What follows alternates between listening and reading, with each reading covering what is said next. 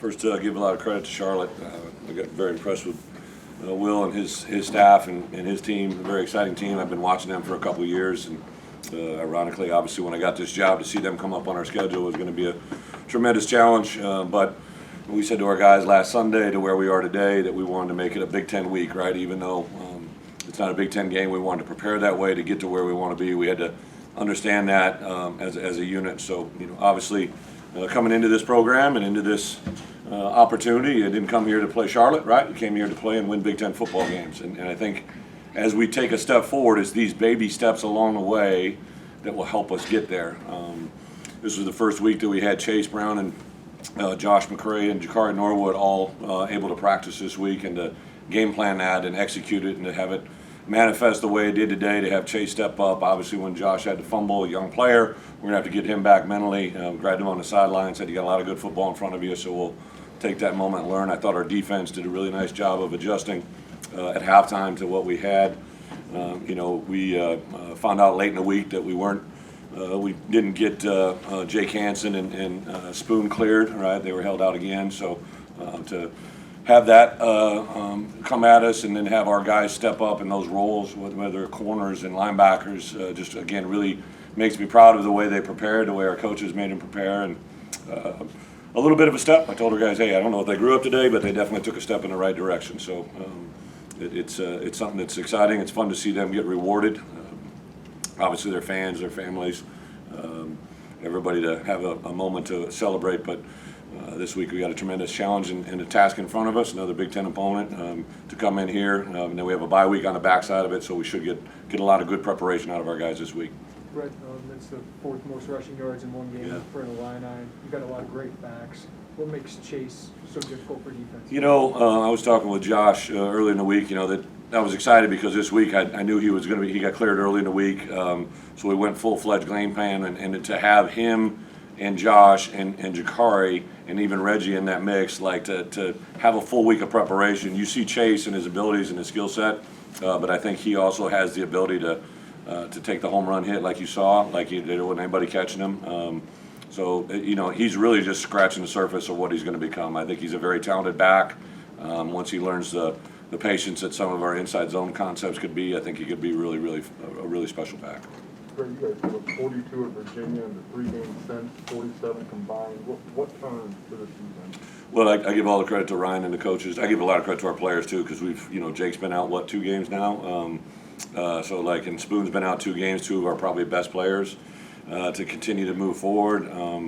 I think they've learned how to prepare, and then sometimes defensively, when they can begin to make adjustments without you telling them, that's when you can see things begin to take a step forward. Even at the end of the half, right away we came in, we knew right away, like we can't put them in those situations, keep the ball in front of us, make somebody go the distance.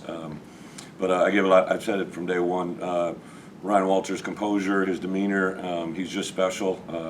Love being around him, love seeing him work, and then I thought the first thing Ryan would tell you too, the coaches, the way they kind of interact, Andy Boo, Aaron, J-Mo, and Kevin, those guys are just constantly chattering on the phone, on the headsets about what to do in between series. I'm just very impressed with those guys. Coach, from an identity standpoint, is this the kind of game you envision for the program? Dominate on the ground, good defense? Yeah, obviously the formula, you kind of like it, but again, I didn't come here to play, no disrespect, right? Like, we got to play Big Ten football, right? And we're not where we need to be yet, so we got to but it's a step in the right direction, right? It's definitely a positive result, and then to have a win and to taste that. But there's just so many things. We have some penalties today pop up down the field. There's a couple that I got to get cleaned up and clarification from the Big Ten office. There's just things that we have to be cleaner on, because those kind of things against good, even better competition will bring you down. But it's clear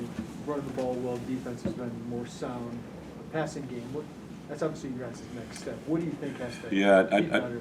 Well, first, we got to, I remember young coach hearing the quote, right? 3 things can happen with a pass play, and 2 of them are bad, right? I'm not quite that drastic, right? But I would tell you, we just can't throw the ball deep and hope it's completed. We got to throw it. We got to be better at the protection, the execution, and the catch, right? And we'll just continue to rep it. I think BP at the end of half there threw a dart in there to DJ that was pretty impressive. So I know it's weird, right? He's a 6-year senior, but because of his transfer and now the coaching stage, you see this kid continue to get a little bit better. You know, we're anywhere we need to be, but I think this was a day that he could say was a step forward, because some of the stuff, I think he missed a couple throws that he'd be the first to tell you why. And the first part of it is identification, and he's got to be able to execute. You guys have thrown a lot of trust in him. Yeah. Like sticking with him, Bret, through some struggles.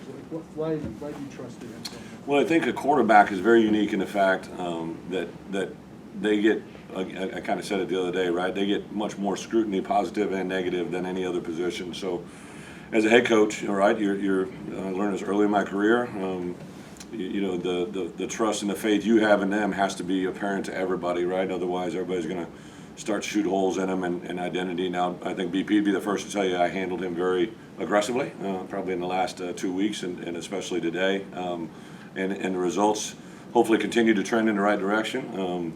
But I would tell you this, like, it's not just you know, it's the protection. Like, some of the throws, all of a sudden he's got a guy up in his face, and we can't have that, right? Or the route maybe is being run a little too deep or a little too short, right? It's too easy to point at the quarterback, right? It's much more than that. And for me as a head coach, that's the stuff I have to get right. Brett, what are you saying about a healthy Keith Randolph bringing to your defensive line? Yeah, Keith, I think, you know, when you talk about, you know, like, is this kind of what you want to see? Keith Randolph, Johnny Newton, you know, to a certain level, Seth, and even see Dwayne Johnson get in there today.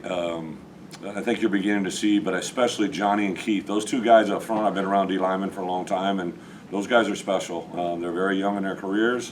J-Mo's doing a really nice job with them. Calvin Avery, unfortunately, has been a little banged up, so he hasn't been able to. Bobo is still limited from his injury. You know, Rod Perry, you know, has done some things as well that are very positive. But those two young bucks, I think that's something up front you can build around. And I'm going to tell you, Tariq Barnes and Kalen Tolson, just very, very impressed with those two guys. Andy had said it from day one. He had a lot of confidence in those guys, and I think they could feel it. We literally eliminated Jake on Friday medically, so we had practiced him all week with the idea he was going to play, and those guys Tariq didn't take one snap of Mike, or, you know, more than a couple snaps during the course of the week, and to play the way he did today was very special. Coach, Brandon targeted the tight ends quite a bit today. I think 9 times to Luke Ford, and then the touchdown to Daniel Barker. Was that a game plan thing, or was that just the read? Yeah, so I gave the reads? coaches on Tuesday or Wednesday, kind of my thoughts on, hey, we're 5 games into it, getting ready for a 6th game. Here's what I think these people should be targeted, right? Like, here's the number of rushes that I want the running backs to get, each one of Chase and Josh. Here's the number of targets I want for number 1. Here's the number of targets I want for number 14. Here's the targets I want at the tight end position, and kind of just give them a roadmap more of what we're looking for. But, you know, I got Luke Ford now. I mean, I've given him praise, right? But, like, we can't drop that one, right? We can't have penalties. He's a good player, and he's going to continue to step forward, and he's got a very, very special future in front of him, and I think he's going to work every day to get it. How big of a sequence was it to, you know, you got Kirby who broke up the touchdown pass, they missed a field goal, and Chase takes it 80 yards. But Yeah. how big was that sequence? Well, everything that goes into it. So, you know, if you remember last week, Kirby kind of had that same exact type of scenario that went for a touchdown, right? And so you talk about the development of him. Literally, I remember Kirby coming in my office Monday with a piece of paper and a pen. And believe me, he didn't need to learn safety play from me. He's got a great one in Ryan Walters, but he's just hungry to do that. And then obviously the execution on the field goal, we had pressure in on that field goal kicker all day, and I think that's kind of what he felt. And then that touchdown run was an adjustment by the coaches to a formation that they identified during the course of the game.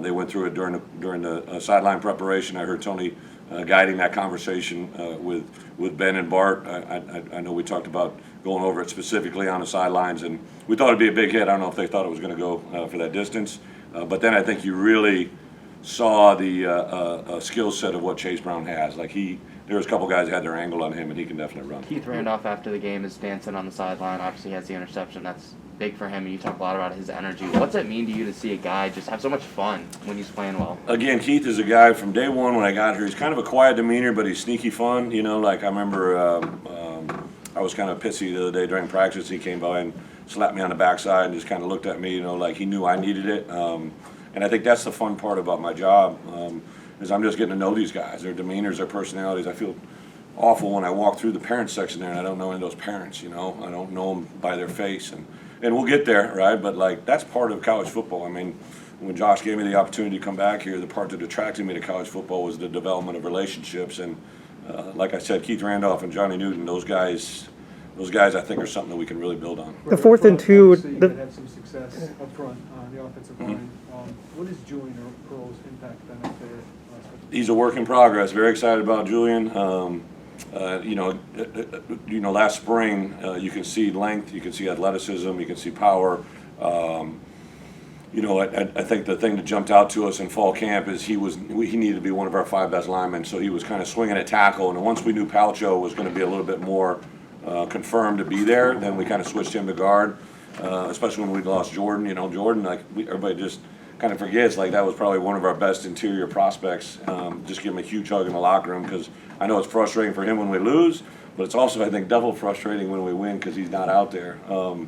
So again, we're going to continue to evolve and move, but I think Julian, as far as for me, as an intangible with offensive line, he has a lot of check-the-box traits. The 4th and 2, Coach, was that just a situation where you felt you needed to get a touchdown on that drive? I think we've a couple times on 4th down, didn't we? Which one? The one it was in the red zone. Well, you guys are always good when we don't do them. I'm not going to tell me which one to do. I think that anytime you go for it on 4th down, you do it with the expectation that you probably have an 80 to 90% chance of getting it. And you know, in both of those situations, I just basically said how we feel about the call, what are we thinking, and then even the last one at the end of the game, I know that the first thought was probably a run, and TP's like, hey, Brett, I'd like to go, and he named the play, and he said, I'd like to do this, and I said, giddy up, rodeo, and obviously it sealed the game, right? So for me as a head coach, you know, I deserve all of it, right? I deserve the pressure, I deserve all the questions, because that's what I'm here to do. What I told our coaches is, you just do what you do, right? I have faith in you and trust in you, and I thought they responded very well. But again, like I told our locker room, like settle down, right? You beat Charlotte, right? Like we're talking about winning Big Ten games here, so enjoy the moment. Hug your mom, dad, and whoever else you're hanging around. But let's get our minds right tomorrow for practice. Coach, I know you love the phrase 1-0, but does this win, snapping this losing streak, kind of reset things for you and the team and the mindset-wise? Absolutely not. Again, it's a non-conference, non-Power 5 win that I will gladly take, and I'm excited for it. But if we're satisfied with today's opportunity, then we're not in the right place. So we'll continue to move forward. A lot of positives. We'll build on it, and hopefully good things come. Daniel also had a record performance today, moving 10 touchdowns, most in program history for a tight end. What makes him special? I mean, the pass might not have been great, but he just snatches it and. Yeah, DJ, you talked DJ, right? Yeah. DJ's a very athletic, long, catches the ball, plays a little bit of attitude. He's fun. I think he definitely has a role. So he'd been a little dinged up as well. Like even last week, you know, with those 3 plays, like he got cleared, but we haven't been able to rep him. And DJ's a guy that needs reps. So to have him and Luke in the game plan, and I think they saw today we want to go to him. So now their challenge is how are you going to respond, right? So I'm excited to see where they go. Just a couple more questions. Brandon would be the first to tell you you've been a little more aggressive with him the last 2 weeks. What does that look like for those who just do it on Saturday? What does it look like for me to be aggressive? Yeah, like when you say that, what do you mean by that? I would say, like, you know, anybody that's in a leadership position and how you choose to motivate people depends on the person, right? Like, I remember early on in my playing career, like, I always felt that coaches played favorites, right? Or they catered to certain guys. Maybe they recruited because I was a walk-on. But what I quickly realized that coaches play the players that give them the best chance to win. And that's what I kind of say to our players all the time. I think as a quarterback, you're always conscientious about saying things that may make them, you know, have adverse reactions. And I was very clear about BP, about where we are, what we're doing, and what I think he can be capable of doing, and that's all I challenged him to do. I thought also Tony got aggressive with him on his calls and the things he put in his hands, gave him those shots down the field last week and this week. To see his big smile, and again, you guys have been around him. I mean, he's got obviously strengths, but he's things he has to work on, and hopefully he's kind of continue to take a step in the right direction. Last question. Yeah. Brett, I look at Chase, I look at DJ, and I look at Keith Randolph, 3 guys that you basically didn't have last week. Is there anything to be said for this roster getting a little bit healthy and being more competitive? You know, it's a great point. It's the Big Ten though, right? I mean, guys are going to get injured. We got an incredible medical staff. They do a great job of trying to get our guys back out there. Even like I think somebody asked about IG. IG got cleared to go back in. We just never went back out on the field. So I think Seth is a wait to see. Like I don't get the full medical, but like we're all going in the same direction, right? Like it's the Big Ten though. Like people are going to get banged up. You're going to have to play hurt. But if they're, in a position that they can't medically play, I get it. That's understandable. I'm not a doctor, but I think our guys have learned, right, to get out there and play when they're in a little bit of maybe everything doesn't feel right, and it's a good step in the right direction. But I have told our guys, like I remember early on in fall camp, I said, hey, the starters are in this room. If we polled them, probably 90% of them get their first start because the guy in front of them got hurt, right? And that's just how it happened. In the first game, lo and behold, one of the greatest things that happened to us in the Nebraska game was BP got hurt. Like, think about that, right? Because it gave the spotlight to Art and what he did with it. And unfortunately, over these last 4 weeks when we haven't been able to do things the right way, I kept referencing, like, somebody's going to get called upon. Today, I said it last night. I said it this morning in the hotel. I said it today at halftime, like somebody has got to step forward. The other thing like in life, there's a lot of things left for people that want just leftovers, right? But for the people that really want things in life, they got to go get them. And that was kind of our attitude today was like, let's go get this, right? Let's not wait for someone else to bring it to us. Let's not, order room service and see if it shows up. Let's go get it, right? And I think that hopefully our guys can begin to understand that and move forward.